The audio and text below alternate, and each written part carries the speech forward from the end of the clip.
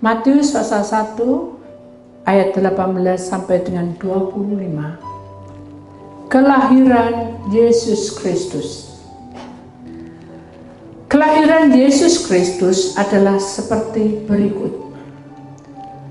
Pada waktu Maria, ibunya, bertunangan dengan Yusuf, ternyata ia mengandung dari Roh Kudus sebelum mereka hidup sebagai suami istri. Karena Yusuf suaminya seorang yang tulus hati dan tidak mau mencemarkan nama istrinya di muka umum, ia bermaksud menceraikannya dengan diam-diam. Tetapi ketika ia mempertimbangkan maksud itu, malaikat Tuhan tampak kepadanya dalam mimpi dan berkata, Yusuf, anak Daud, janganlah engkau takut mengambil Maria sebagai istrimu, sebab anak yang di dalam kandungannya adalah dari Roh Kudus. Ia akan melahirkan anak laki-laki dan engkau akan menamakan dia Yesus. Karena dialah yang akan menyelamatkan umatnya dari dosa mereka. Hal itu terjadi supaya genaplah yang difirmankan Tuhan oleh Nabi.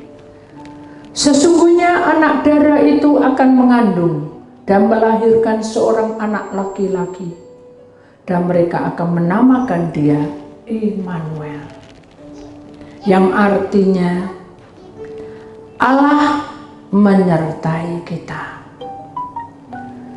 Sesudah bangun dari tidurnya, Yusuf berbuat seperti yang diperintahkan malaikat Tuhan itu kepadanya.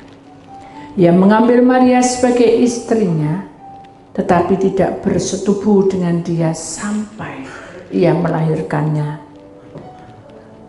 Sampai ia melahirkan anaknya laki-laki, dan Yusuf menamakan dia Yesus.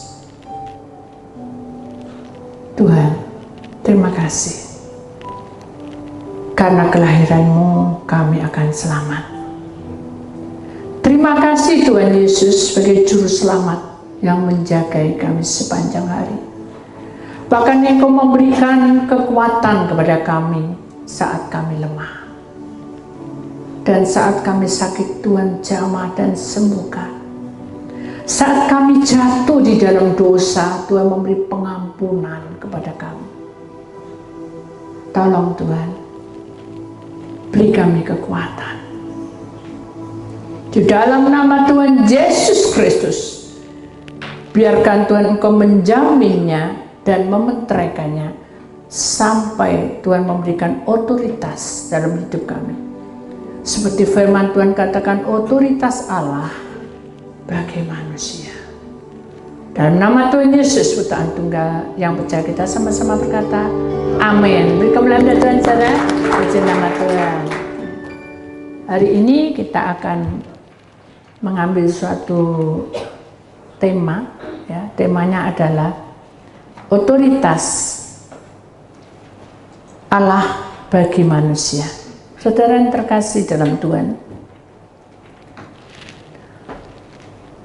kita tahu bahwa tokoh Yusuf dan Maria adalah orang tua daripada Yesus. Tapi kita kali ini bicara mengenai tentang dunia roh, ya saudara, yang mengartikan sesungguhnya Allah itu mengirim Yesus sebagai juru selamat, itu menggenapi bahwa Allah sangat mencintai manusia. Kita akan perhatikan baik-baik saudara hari ini bahwa kehidupan kita, langkah kita sebagai proses di mana ada pagi, ada siang, ada malam. Proses yang kita dapati adalah proses di mana perjalanan lingkup kita sebagai orang pilihan Allah.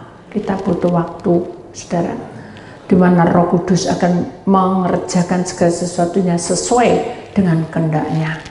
Kenapa? Karena di dalam kondisi yang sunyi, saya perhatikan, hanya bintang-bintang yang cemerlang, dan kita mendengar suara kabar yang senang bahwa Yesus lahir. Dan kita akan perhatikan baik-baik bahwa semua gembala terkejut dengan warta itu bahwa sudah lahir di kandang Efrata, yaitu Yesus sebagai juru selamat. Mari kita akan menyimak tentang orang tua daripada Yesus, saudara, di mana orang tua Yesus ini, saudara, dengan sungguh-sungguh dia taat dan melakukan dengan perintahnya, saudara, bahwa pribadinya sebagai orang-orang pilihan Allah itu benar-benar dicamkan, sehingga ada puji-pujian penyembahan, ada sukacita pada saat Maria mendapat mandat di mana dia harus lahir di dalam kehidupannya melewati perutnya, tubuhnya, ya saudara, bahwa Yesus akan lahir. Tetapi kita akan perhatikan baik-baik, saudara, bahwa saat itu Yusuf belum menjadi suami istri. Tentu itu membuat Yusuf gelisah, ya saudara, karena dia tidak lakukan, kok hamil, gitu ya, intinya seperti itu. Tapi Maria itu ketika diberi kabar, Maria, kamu akan mengandung dan nanti kalau lahir anakmu beri nama Yesus. Maka Maria pun berkata, hanya kehendakmu saja yang jadi. Dari situlah kita tahu bahwa proses Maria ini, dia tidak mengambil apa ya, kalau orang benang itu risikonya besar, betul enggak? Pasti akan mendapat malu. Wah, ini nggak baik kan gitu. Tapi Maria nggak mikir ke situ. Walaupun nanti perutnya ini bakal besar, dan ini pembuahnya melewati Roh Kudus, dia tidak memikirkan. Dia hanya punya mandat bersama dengan Tuhan, bersama dengan Allah, bahwa dia harus hamil, saudara. Nah, ini kita masuk di dalam kehidupan kita sehari-hari, saudara. Kita sebagai orang pilihan Allah, sering kita ini tidak sesuai dengan apa yang kita punyai. Mungkin kita bekerja pagi siang malam, hasilnya masih belum memadai. Mungkin kita juga mati-matian, tidak ada perubahan sedikit pun. Jadi risiko itu besar, sama seperti Maria. Risikonya besar, akan dipermalukan, akan diejek. Tapi Maria memandang panggilan Allah, dia nggak peduli. Intinya seperti itu. Nah, kalau kita bicara tentang Maria, saudara, kita akan memikirkan hidup kita ini adalah pribadi. Maria adalah pribadi kita. Bagaimana pada saat-saat kita mengiring Tuhan itu, banyak sekali godaan, banyak sekali tantangan, bahkan itu melukai hati saudara, dan mungkin juga kita tidak ada harganya. Saudara, otoritas yang Allah berikan bagi manusia adalah janjinya akan menggenapi bahwa orang yang takut akan Tuhan selalu disertai. Ini Maria, saudara ya. Jadi tahu akan kebenaran, kita ini tahu akan kebenaran.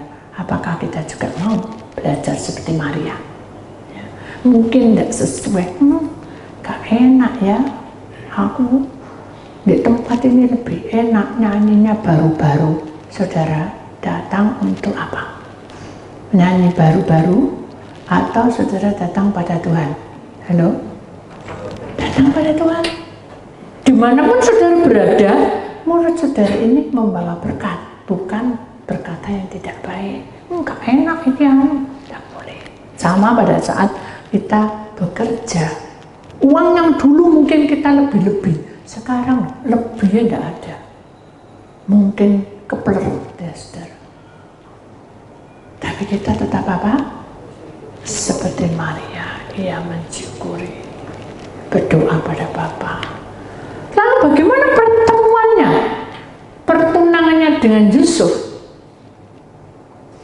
Dia tidak bisa bicara, saudara. Dia hanya diam. Perutnya makin besar. Yusuf mulai galau karena dia malu. Akhirnya Yusuf tidak akan gosip. Nah, ini baiknya. Kita tahu si A ini salah, kita tidak boleh bergosip.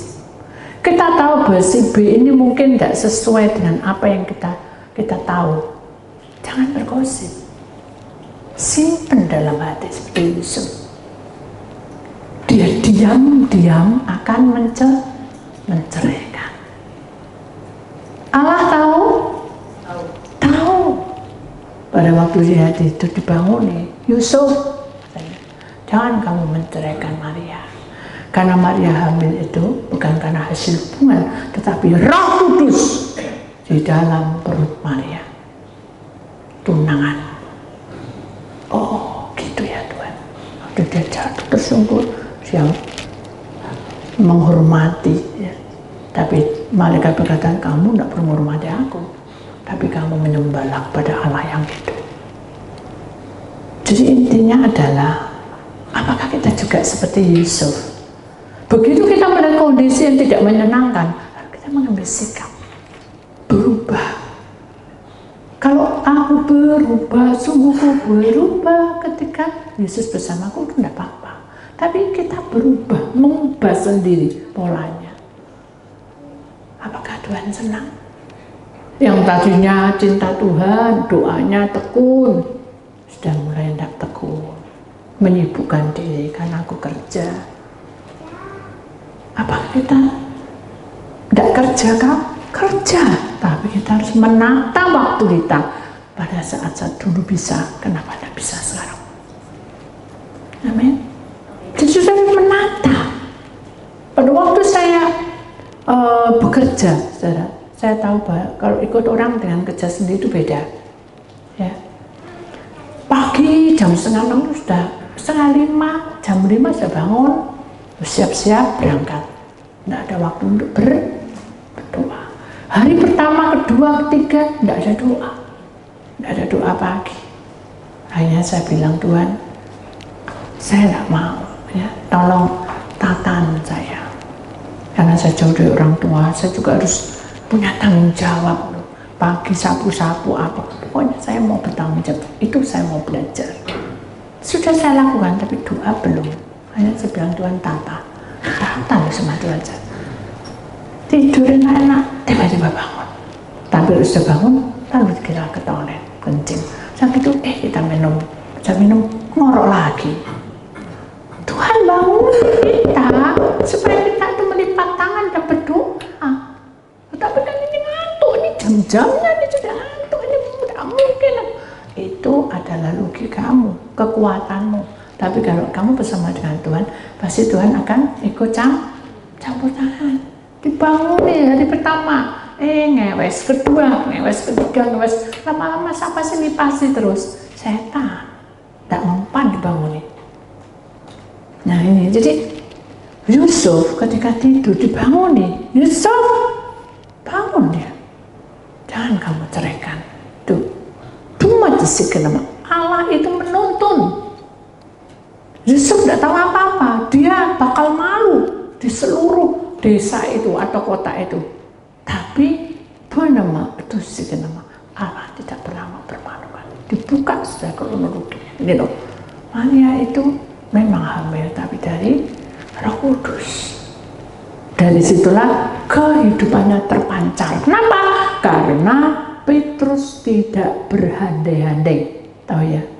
Ini apa ya? Ini gek-gek sepi. Ini apa? Ini gek-gek. Tidak boleh gitu sih.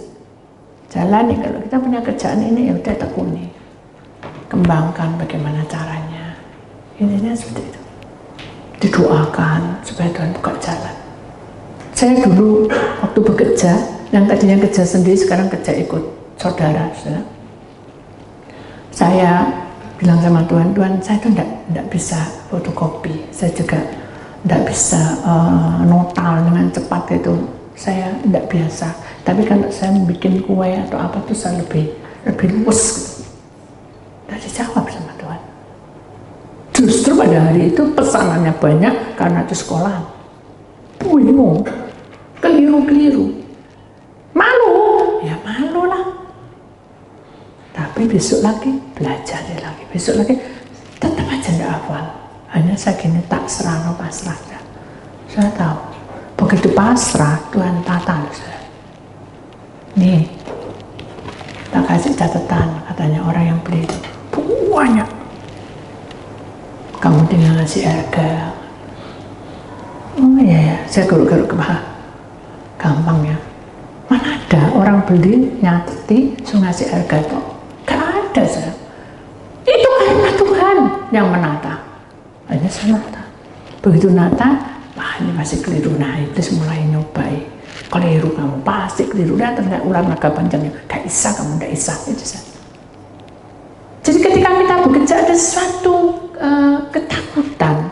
Cukup enggak, bisa enggak. Nah itu. Nah kalau kita terus begitu, tidak akan ada kemajuan. Ketika saya terus diganggu dengan itu, saya bilang Tuhan saya pasrah. Walaupun sambil nafas dalam-dalam, sudah mulai pakai mesin hitung, keliru terus nanti. Itu saya suara kebiasaan seperti itu. Mari kita belajar Tuhan, pasrah, notal, pelan-pelan. Ayo cepetan. Tambah grogi. Kadang iblis tuh meniup kita supaya kita ngantuk, supaya kita marah, supaya kita bergosip gitu. Jadi banyak cara iblis itu menggodai kita agar kita itu lalai. Tapi saya tetap menghitung. Salah, saya hitung lagi salah. Rasanya saya putus asa. Sampai dia bilang saudara saya itu mana? Loh, tak apa. Terus sudah ditolong Tuhan, cek sombong, tak apa, tak kena. Loh, logika saudara, betul enggak? Tuhan sudah kirim orangnya, ya, saudara saya untuk mengambil alih. Tapi kita bilang tak apa, tak hitung nih. Tapi kapan? Hanya Tuhan berikan hikmah. Sudah kamu yang noto barangnya. Hai tonton, aku tak ngitung. Itu sudah. Cara Tuhan itu beda dengan logika kita. Tapi cara Tuhan itu jitu, cara Tuhan itu pasti, dan cara Tuhan itu meyakinkan. Jadi kalau saudara mulai bekerja kacau, bekerja mulai guncang-guncang, serahlah sama Tuhan. Amin. Kita buka hati kita supaya dalam hidup kita ini ada kemurahan Tuhan. Makanya ada nyanyian kemurahan-Mu lebih dari hidup. Itu karena apa? Karena Tuhan punya kuasa atas kehidupan kita.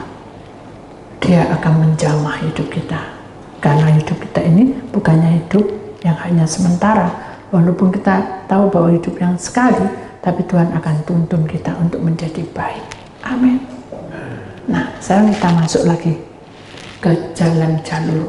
Setelah mereka bertemu, saudara, pertunangan itu antara Yusuf dan juga Maria. Yusuf memegang tangannya Maria dan dia bilang minta maaf. Maafkan aku ya, karena aku menilai kamu yang tidak baik. Maria nangis, pasti saudara. Lalu Maria berkata apa? Ya, ayo kita sama-sama. Jadi Maria tidak menuntut, tapi Maria juga memberikan kekuatan dengan perkataan daripada Yusuf seperti itu. Dia bilang ayo kita sama-sama. Walaupun kita banyak pelanggaran, sudah ada satu nyanyian yang sangat saya suka, seperti wanita ya, yang datang pada Yesus. Wanita ini dosa sekali, dia siap untuk dibunuh lewat lemparan batu. Tapi karena Yesus melihat hatinya yang sungguh-sungguh kepada Allah, maka dia memberikan kekuatan. Akhirnya dengan rambut yang panjang terurai, dia basuh kaki Yesus dengan minyak narstu yang mahal harganya. itu jalan yang kita harus tempuh. Kita harus memberi yang terbaik. Minyak narastu itu jalan di mana kita tahu bahwa kita mempersembahkan yang terbaik. Jangan setengah-setengah ikut Tuhan. Amin. Kita lewati ya. Ada satu nyanyian yang saya suka ya saudara, nyanyian ini. Dia jamah segenap hidupku, karena ketika dia menjamah, Maria Yusuf tenang, dan wanita itu juga tenang karena dia bersama di dalam hidup kita. Syukur Yesus.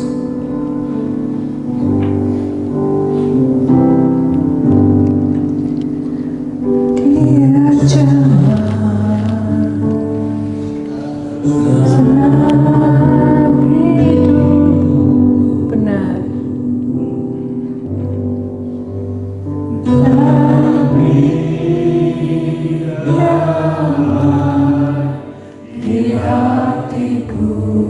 Kelahiran Tuhan membawa kita damai, saudara. Semua telah berubah dan aku lewat juru selamat kita diubah, saudara. Ku jadi baru. Sekarang jemaat menyanyi, tim musik tetap mengikuti ya, perlahan-lahan. Senang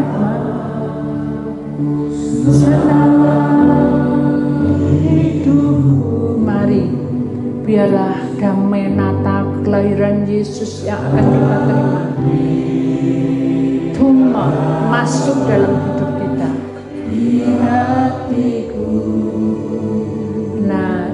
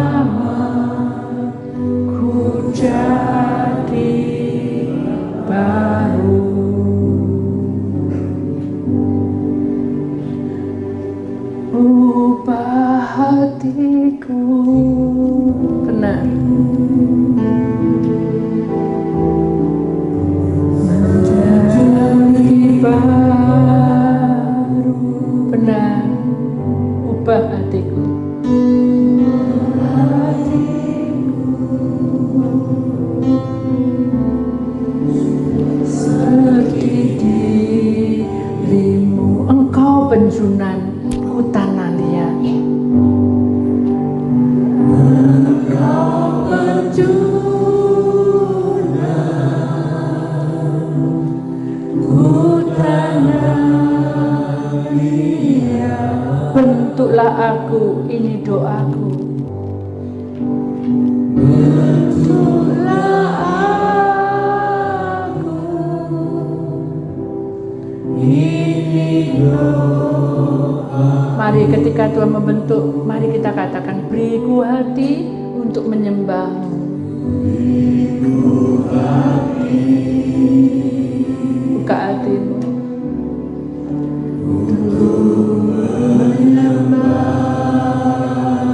Tanpa ada menyembah, kita tidak bisa mengenal Dia, saudara. Beri hatimu untuk mengasihinya, untuk mengasihimu benar. Beriku hati memujimu dan mengasihi, benar seperti wanita yang datang mengurapimu. Saudara, kelahiran Tuhan itu ada dalam hidup kita ketika kita memberi hati kita untuk menyembah. Di dalam pelajaran-pelajaran khotbah yang lalu, Tuhan ajarkan kita untuk menyembah. Dan dengan penyembahan itu, maka kita bisa belajar untuk mengasihi Tuhan lewat perbuatan kita. Dan kita tahu bahwa Maria dan Yusuf adalah suatu pergumulan yang besar. Tetapi ingat, saudara, kerukunan mereka menguatkannya. Kita akan baca dalam satu firman Tuhan, Matius pasal 1 ayat yang ke-8. Kelahiran Yesus Kristus adalah seperti berikut. Pada waktu Maria, ibunya, bertunangan dengan Yusuf, ternyata ia mengandung dari Roh Kudus sebelum mereka hidup sebagai suami istri. Amin. Saudara, tadi nyanyian mengatakan bahwa dia jamah segenap hidupku, dia beri damai di hatiku, semua telah berubah dan aku tahu Yesus jamah menjadi baru. Itu tanda bahwa kehidupan kita ini, saudara, kita tidak bisa belajar, ya saudara, untuk mau gitu aja, tapi kita mau berkorban untuk melakukan. Ya, kalau cuma bilang mau, tidak bertindak, tidak bisa. Jadi biarlah ujian ini juga mengingatkan kita seperti Maria dan Yusuf. Kalau dia tahu ujian ini, pasti dia nyanyi setiap hari, saudara. Kenapa? Karena Tuhan akan menjamah kita. Tuhan akan menggenapi hidup kita. Dia akan berikan damai sejahtera. Bahkan Tuhan akan menyatakan kuasanya, akan mengubah hidup kita untuk menjadi berarti. Untuk menjadi apa? Berarti. Hidupmu berharga di pemandangan Allah. Dan kita tahu bahwa rancangan yang Tuhan berikan itu harusnya kita sukacita, tapi kita tenggelam di dalam kesusahan. Saya tahu kesusahan, tenggelam. Ketika saya kehabisan uang, saudara ya, waktu itu saya kerja sebagai pekerja dan saya mengikuti, saudara ya, saya mengikuti jalur di mana saya harus bekerja, tapi kenyataannya orang tuh ngeblong, ya, ngeslong, orangnya pergi, saya jadi tidak jadi ngelesi. Saya sudah ceritakan, kalau saya tidak memberikan hati saya pada Tuhan, saya tidak akan mengalami damai sejahtera. Saya tahu bahwa nanti saya akan tidur di tempatnya terminal bis ini, itu pikiran saya. Dan saya tahu bahwa Tuhan pasti jagai saya. Tapi begitu saya duduk, bayangan memori itu nangis. Ketika kita punya masalah, memori itu akan teringat, ya, bahwa kita pernah begini-begini. Karena saya pernah di suatu tempat terminal duduk, mama saya kehilangan dompet. Di sebelah itu ada anak kecil, ini loh sama, ada ingusnya, 2 kecil ya, mungkin 7 tahun lah, 6 tahun. Itu yang ngambil. Nah, jadi saya pada waktu saya duduk itu bayangan memori itu akan tampak dalam hidup kita. Jadi kalau kita menghadapi masalah, bayangan yang nggak enak itu tampak dalam hidup kita. Ya, kalau kita ke bawah, makanya kita akan menjadi cemas. Dan kalau cemas, iblis pakai kita, bisa digendam, bisa diapa-apain sama orang. Kenapa? Karena orang jahat bukan orangnya yang jahat, tapi iblis menunggangi orang itu supaya mengerjai saudara untuk bisa melakukan hal-hal yang tidak kita ingini. Jadi saudara, mari kita imani bahwa Matius 1 ayat 18-25 itu menunjukkan, sekalipun Maria itu mendapat malu, tapi dia percaya Tuhan punya kuasa, Allah punya kuasa, diberikan Roh Kudus dalam kehidupannya, di dalam hidupnya ada kehidupan yang diperbarui, sehingga Maria tidak perlu takut dan malu. Amin. Kenapa? Karena saudara tidak melanggar. Kecuali kalau sedang melanggar sesuatu. Lebih baik kita membuka hati dan menerima, karena hal itu Tuhan punya rencana atas kejadian itu. Mari kita lewati bersama dengan Tuhan. Nah, ada pujian tadi mengatakan juga, saudara, di sini dikatakan bahwa ubah hatiku, ubah menjadi baru, ubah hatiku seperti dirimu. Itulah yang Tuhan mau. Ubah hatiku supaya hidup ini ada pembaruan terus. Bagaimana caranya supaya ada pembaruan? Hidupmu itu bukannya kamu lagi, tapi Yesus tinggal dalam hidupmu. Amin. Saya tahu maksudnya Yesus tinggal dalam hidupmu. Bagaimana kalau Yesus tinggal dalam hidupmu? Bertengkar terus? Apa? Roh damai sejahtera ada apa enggak kalau kita bertengkar? Halo? Tidak ada. Bagaimana caranya supaya roh damai sejahtera itu melingkupi dan merasuk dalam hidup kita? Yaitu kita harus membuka hati, ubah di hatiku. Supaya apa? Ada pembaruan dalam hidup kita. Supaya kita tahu, ubah hatiku menjadi baru, ubah hatiku seperti dirimu. Kalau bukan karena Tuhan, kita tidak akan bisa lewati semua itu. Amin. Enggak, aku tidak kekurangan apa-apa. Saudara, jangan congkak. Akuilah di hadapan Tuhan bahwa saudara milik Bapa. Selama Bapa menyertai perjalanan kita, hidup kita akan ditata dengan baik. Amin. Jadi saudara tidak perlu takut. Kegagalanmu, masalahmu, krisismu, Tuhan tahu. Dan Tuhan pasti punya rencana. Dan kita tidak perlu bilang sampai kapan. Ketika saya divonis sama dokter, saudara, bahwa anak ibu ini, pertama saya belum koma, anak ibu ini mahnya sudah angkut. Dan dia luka, terus nerang ke tenggorokan dan paru-paru. Anak ibu ini punya TBC bawaan. Dan anak itu saya dengar, saya koma, orang koma kan tidak bisa bangun saya, tapi saya dengar semua dokter bilang apa, saya nangis, keluar air mata. Dan anak ibu ini rasanya tidak tahu, semoga bisa, karena dia panas itu bukan karena infeksi, dia tidak apa-apa, ini diambil semua darahnya, cuma ini masalahnya itu penyakit lama timbul. Jadi ibu dipertahankan, tapi sampai tulang dan kulit. Akhirnya dokter juga takut mati mungkin di dalam rumah sakit, suruh pulang lagi. Karena sudah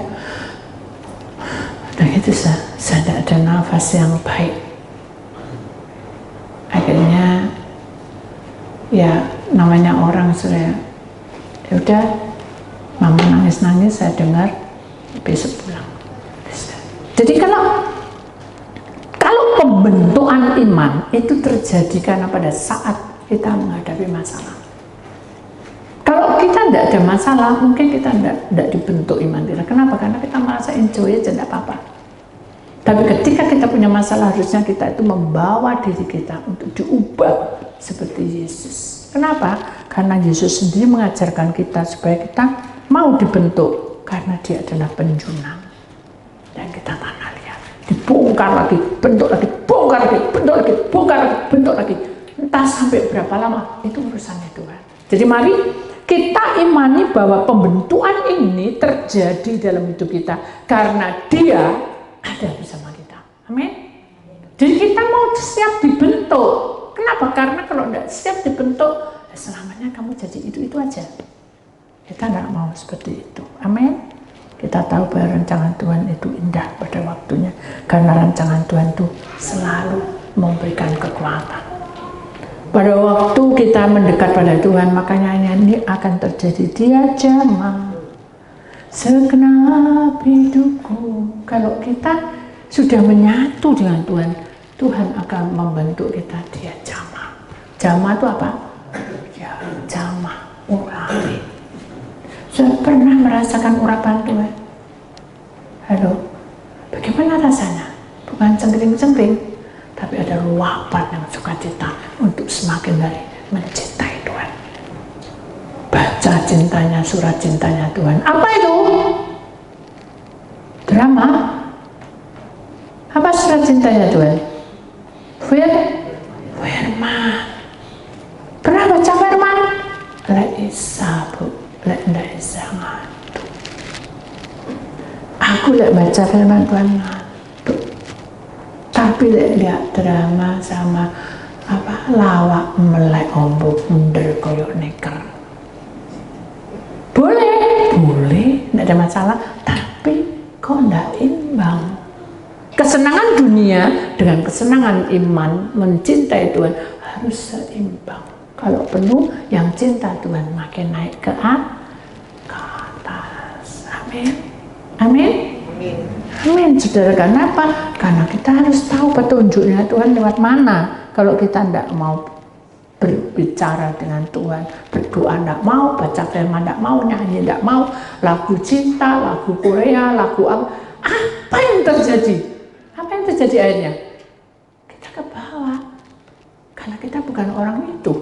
Kita ke bawah. Hanya apa? Gaisa apa-apa. Kenapa? Yang timbul adalah luka. Kenapa? Tidak sesuai dengan filmnya.